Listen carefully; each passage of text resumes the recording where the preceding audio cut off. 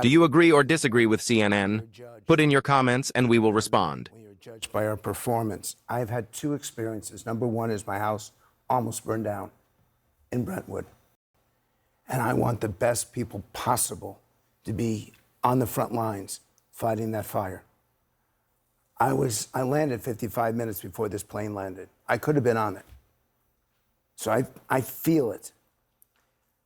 I hear this and I get it. The question is, do we beat up on it and yell about it and complain, or do we try to get a solution? Do we try to get beyond it?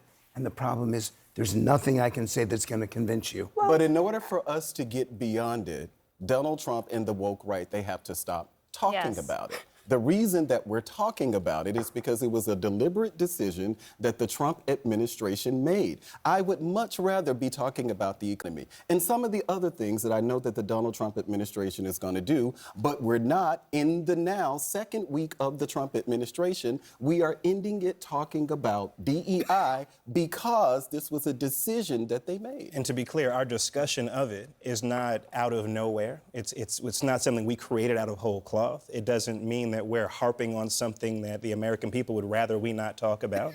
It is responding directly to something that happened. And the only person who, to your point, injected race into this is Donald Trump.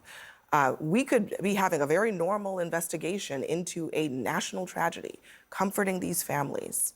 But this is the conversation that not only do they want to have, but they are making it the only conversation around what happened here. And that is not just wrong from a moral perspective, but it's also a missed opportunity to keep Americans safe.